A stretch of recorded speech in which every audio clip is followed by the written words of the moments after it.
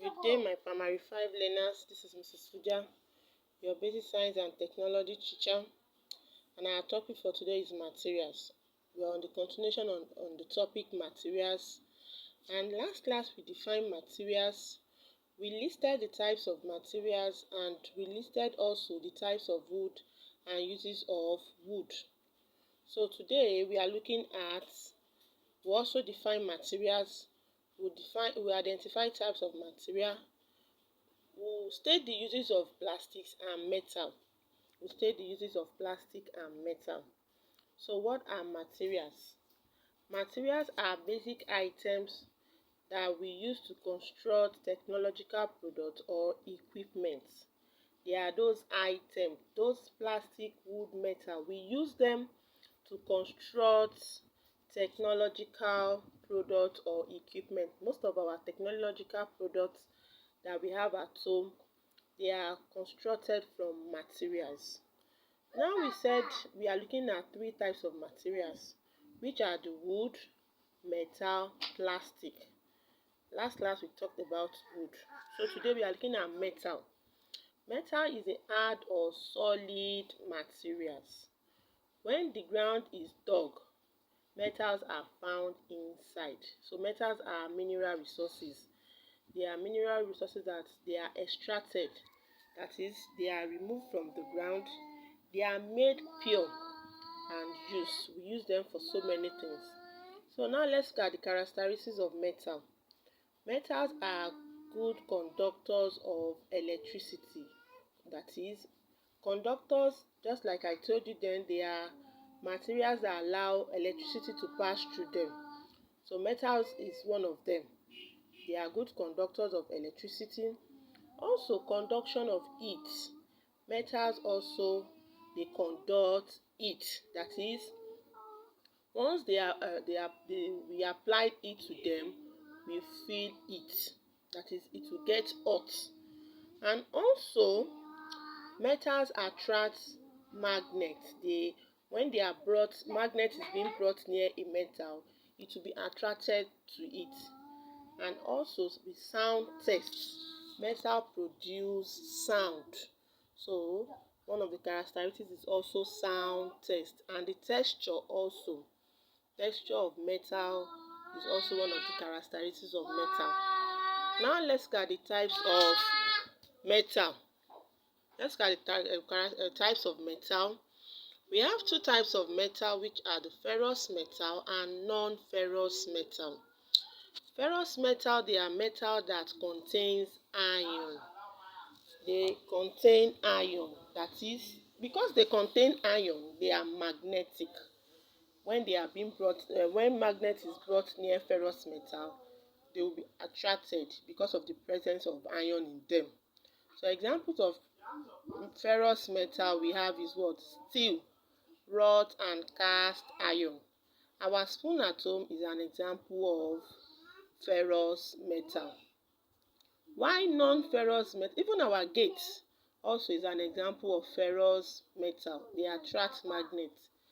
Non-ferrous metal, they are metal that do not contain iron. So they are not magnetic. They are not magnetic like our aluminium pots, copper, brass. They are example of non-ferrous metal. Now what do we use metal for? We use metal to make vehicles and utensils. We use metals to make vehicles. Those are vehicles, they are made from metal. And our utensils at home, our plates, our fork, knife, spoon, they are made from metal.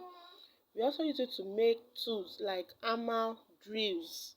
Most of our tools, our cutting tools, driving tools, they are made from, digging tools, they are made from metal.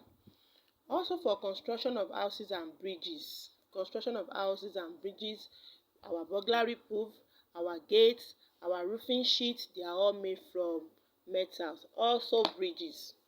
We also use metal to make jewelry like gold, silver, platinum. We use it to make our jewelry like our earring, our chain, our bracelet. They are all made from metal. Now let's look at plastic. Plastic are light or strong materials that are produced with chemical substances. That is, plastic are made from chemical substances. They can either be light or strong materials. So what are the features of plastic? They are man-made material. They are not natural resources. They are man-made because they are made from chemicals. They are waterproof, that is, they don't allow water to pass through them. And they have low resistance to heat. They not, you can't compare it like metal. They are good conductor of heat. But plastic, they have low resistance to heat. And also we can form different shape when you melt plastic. We can form different shape when plastic are melted. Let's look at the types of plastic.